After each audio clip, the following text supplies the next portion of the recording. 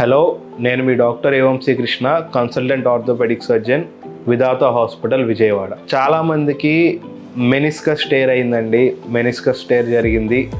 అసలు మెనిస్కస్ అంటే ఏంటి, సో ఈ మెనిస్కస్ టేర్ యొక్క ఇంపార్టెన్స్, మెనిస్కస్ టేర్ అయితే ఏం చేయాలి అనేది చాలామందికి డౌట్స్ ఉంటాయి. మెనిస్కస్ అంటే ఏంటో మీకు ఎక్స్ప్లెయిన్ చేస్తాను.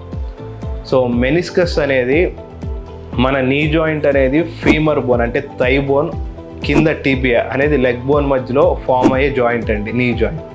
సో ఈ రెండు బోన్స్ మధ్యలో స్పేస్ మెయింటైన్ చేయడానికి ఉండే మనకి ఫైబ్రస్ స్ట్రక్చర్ అంటే కొల్లాజన్తో తయారైన స్ట్రక్చర్సే మెనిస్కస్ అంటాం.